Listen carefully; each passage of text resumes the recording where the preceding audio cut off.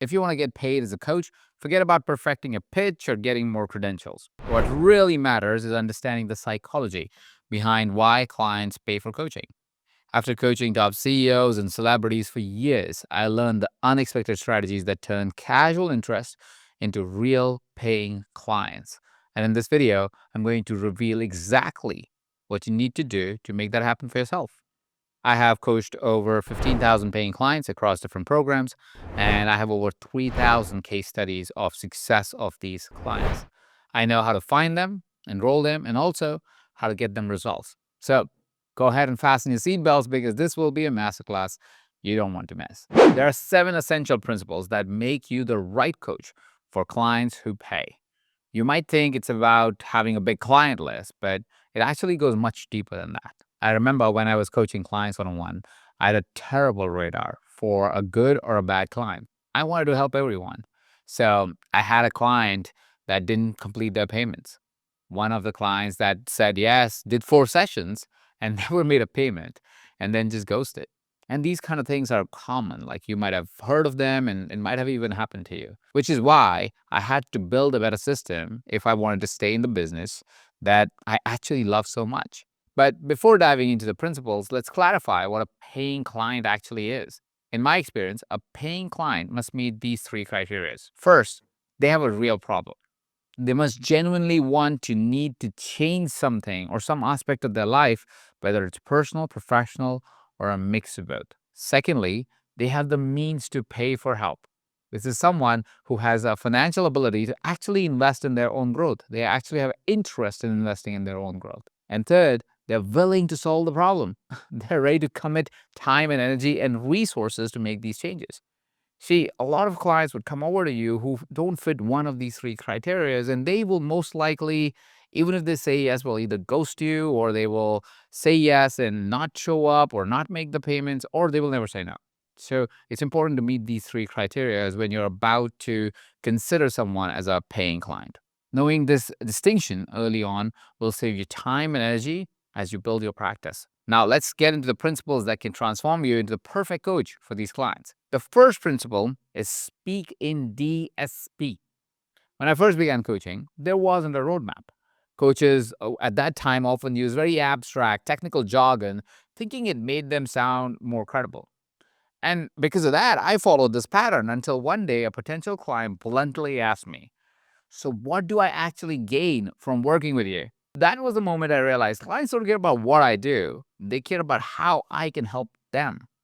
They want tangible, actionable results. So, how can you apply this? Well, here's a framework to make sure your language resonates with your client, and I call it the DSP model. So, take a piece of paper and create these 3 columns. You'll make 3 columns. The first column, you would say D. This will stand for desires and problems. List every possible desire or problem your clients might have. Think about their frustrations, their dreams, their fears. This column should be full of detail and specific examples. And then you will take the second column and write S, which is for solutions. For each problem, jot down a really specific solution that allows your clients to reach their goals faster and more easily than they could alone. And the last column becomes P as in package. Consider the best way you can solve this problem for your client. How would you do it? Would it be a one-on-one coaching package? Would it be a group session? Would it be an online course? Outline what each package includes and what makes each of these packages unique. Let's put this into a real-world scenario. Imagine you're a life coach and your client has many problems. Ask them which one is the most important one to them. Say the most important ones for them to solve is their relationship with their partner. So you highlight that, right? Now, your solution must be congruent with their problem. In this example, it could be around personal boundaries, different communication techniques, and a better understanding of each other's love language. It could involve something more deep, like rediscovering their values and systems. So you'll highlight that. You'll like, this is the solution I offer. And the package that you might offer in this particular situation might be a 2-day immersion with the client and their partner. Because you picked a single problem for your client, you were able to offer something that was congruent and that was exactly what they needed to get over that desire or that problem that they might have. By narrowing your focus and speaking your client's language, you'll build a reputation for delivering targeted, effective results. I know you can help your clients solve all their problems, and I'm proud of you for that.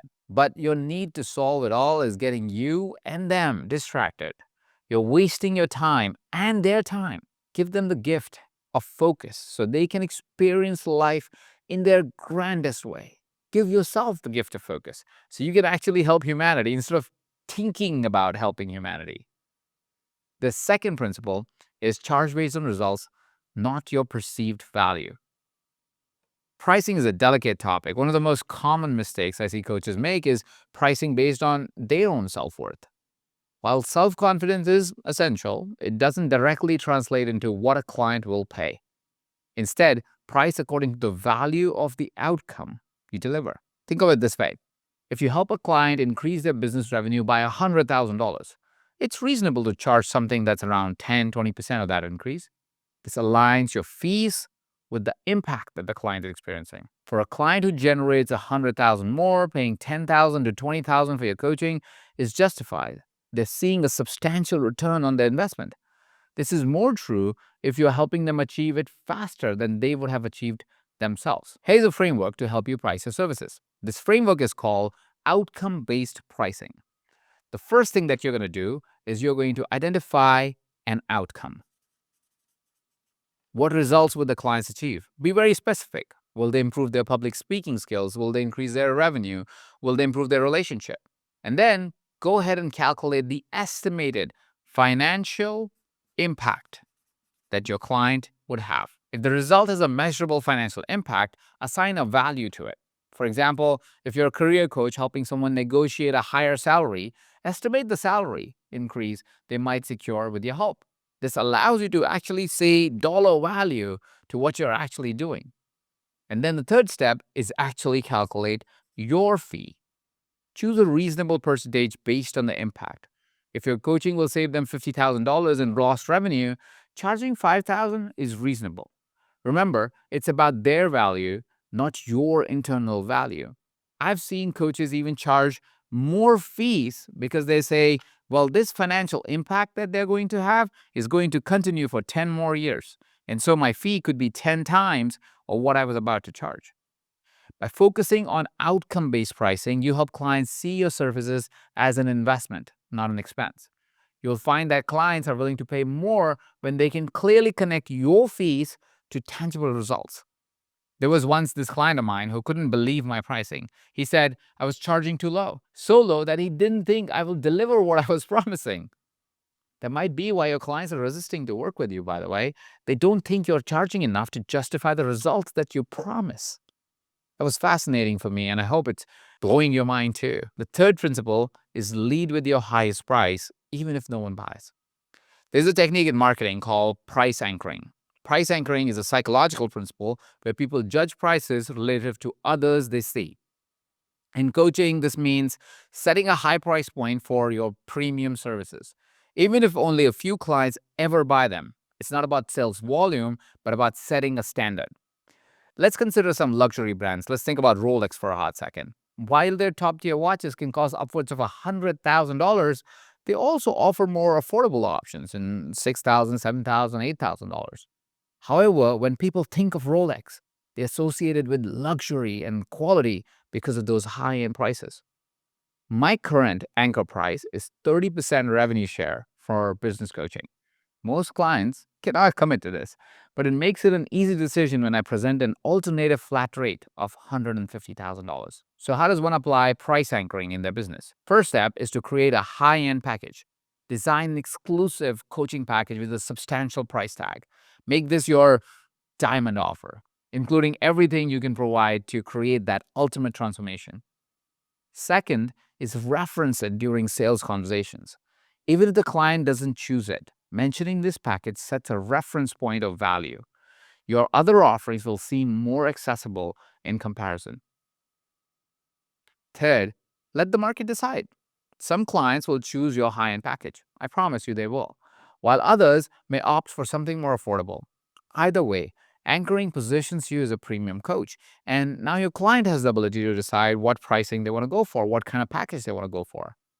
Anchoring helps establish your brand as one that provides significant value, and clients will feel more comfortable with your other offerings because of that. The fourth principle is to understand the four phases of client engagement. Every interaction with a client shapes their perception of you, and these interactions fall into four phases. The first phase is introduction. The second phase is enrollment. The third phase is delivery. And the fourth phase is re-enrollment. Let's break down each phase with actionable steps to enhance the client experience. The first phase is introduction. Your first impression begins the moment a client encounters you, whether on a social media, at an event, or through your website. This is where potential clients decide if they're intrigued enough to learn more. Pay attention to how you present yourself visually and verbally. Here's a truth you may not like. A book is judged by its cover. Make the cover look good so your clients want to pick it up and read the first chapter. Make your presence online and offline look good so they want to learn more about what you do. Here are things to consider to make your introduction make an impression. Audit your online presence. Does your website reflect your brand? Is your social media consistent with the values you want to convey? Are you dressing well? Are you dressing for the right kind of attention? Ensure your profiles tells a cohesive story about who you are and how you can help. Which brings me to the second phase, which is enrollment. Once clients are interested, they enter the enrollment phase. Here, they're evaluating if you can help them achieve their goals. A strong enrollment process builds confidence in your abilities. Enrollment is an agreement between you and the client that you will take them from their current pain to their future pleasure. You demonstrate you can do that in an enrollment conversation by actually helping them define where their current pain is and what that future destination looks like. You might be a little scared of enrollment, so I have a gift for you. I have a 12-step framework to walk clients through their challenges to achieve their desired results. Below this video, you will find a link to download it. It's yours for free if this is an area you struggle with. Okay, let's get to the third phase, and that's delivery. Delivery is more than just showing up for sessions. It's about consistently exceeding your client's expectation. Send a personalized note, celebrate their wins, or check in during difficult times. These small gestures create a lasting impression. It shows that you care about them as individuals, not just as clients. This is a human experience. Allow your clients to feel held when they're working with you. Try and go above and beyond a little bit. Create moments that surprise and delight your clients. Make a list of ways you can engage with your clients beyond the coaching calls. Make a real list and write it and put it somewhere. And the reason why you want to write it and put it somewhere is because you may have, yes, I should delight my clients, and then you will never follow up if you never see how you decided to follow up with them. So go ahead and write somewhere what these different ideas are, how you can service your clients, and then schedule it so you actually end up doing it. Then comes phase 4, and that's re-enrollment. Most coaches finish a contract and just cross their fingers and hope the client will want to continue working together. Or worse, they think their job is done. Instead, I invite you to take an active role in the re-enrollment process. When you are around 80% into the engagement with your client, discuss future goals and how can you support them beyond the current contract. Here's what you can do. Schedule a next steps meeting. This gives both of you time to assess progress, celebrate achievements, and decide on future areas that you can focus on. Your client will actually appreciate the proactive approach and it increases the likelihood of ongoing engagement. Real talk for a second. If your client got results from you, they want to work with you again. Think about anybody that got great results for you. You want to continue that work. You don't want to keep finding a new coach. You don't want to keep finding a new trainer. You don't want to keep finding a new business partner. If something's working, you want more of it. So if your client got results with you, make the investment of actually sitting down with them and see if you can help them more because they actually appreciate it. To wrap this up, each phase plays a crucial role in building a relationship that not only sustains itself, but thrives over time. By mastering these phases, you create a seamless client experience that fosters trust, loyalty, and long-term results. Which brings me to the fifth principle, and that is to focus on solving one significant problem. You might have fallen into the trap of trying to solve all of your clients' problems at once. Don't worry, you're not alone. A lot of us have done this. However, focusing on too many areas at once dilutes your effectiveness and can leave your clients feeling really overwhelmed. Instead, identify the one significant problem that, when solved, will create a cascade of positive effects across other areas of their life. The area you pick must consider three factors. First is the intensity or importance of this area for your client. You must make sure that this area that you pick is actually important for your client. It's something that they really want to move through in their life right now. The second is you want to see if it is easy or there's an amount of ease that they can have to achieve the result. The harder the achievement of the goal in a particular project, in a particular coaching program, the harder it is that your client will actually stick with it. So choose the ones that have high intensity or high importance and are also easier for them to actually get started and get going on. And thirdly is you want to look at leverage. Does your client or you already have a leverage in this area to get the result? If they're already good at this area and need to just get better, start with this area. This is what I call the domino effect framework. Let me give you an example. Imagine you're working with a client who has challenges with both their finances and relationships. By identifying which problem is more pressing, you can create a strategic focus. In this example, ask which of the two areas have more importance. It's easier to fix and also has some momentum for your client. When you pick the right area, the client is more likely to get the result in the agreed timeline. This means that they will have so much more trust in themselves. And also, they'll be able to work with you and they'll be able to see that you have the capability to actually help them. The more trust they have in you and themselves, the easier it will be to tackle the next area. And so you can take the next area and keep creating more results for them. Here's how the domino effect framework works. Identify the right issue. Start by understanding which problem causes the most stress for your client and ask them, what's the one area you wish you could change the most right now? Focus on issues that brings them the most discomfort and urgency. Factor in ease and leverage to know if this issue will give them the fastest and the most meaningful results. And the second step will be to build a specific plan around this problem. Once you have identified the main issue, create a targeted plan. If finances are the focus, develop a step-by-step roadmap for achieving financial stability or growth. Set clear milestones and outcomes for each step. The third is communicate the ripple effect. Once the results are in, before you finish the contract, ask your client if they want to work on the other issue you had discussed before. They've already got a result. It's easier for you to get them the next result. It's easier for them to think and believe in themselves when they're working with you. By choosing one impactful area to focus on, you'll make noticeable progress, which builds trust and excitement. Solve one high-value leveraged area for your client's life first before taking on the next area. Which brings me to the next principle, which is the sixth principle, which is keep your clients engaged. One of the biggest myths in coaching is that you should end client relationship when the initial contract ends. In reality, a satisfied client is one of the most valuable assets. When clients continue working with you, they're saying they trust you and believe in the results you deliver. To keep clients engaged, you need to find ways to continuously add value. Here are some strategies for long-term client engagement. First, offer re-engagement. Don't wait until the end of the contract to discuss continuation. Around 80% into the engagement, start exploring how you can help them with their next set of goals. By initiating this conversation early, you reinforce that your support can evolve with their changing needs. Around 80% into the engagement, you can say something like, I've noticed that we've made incredible progress with your current goals. Would you be open to a conversation about other areas we initially discussed, like improving work-life balance or optimizing productivity? I think we could make it even more impactful changes there. This opens the door for a productive discussion about continued coaching. Clients who already know and trust you are far more likely to continue their journey with you than to start over with someone new. Re-enrollment isn't just a business strategy.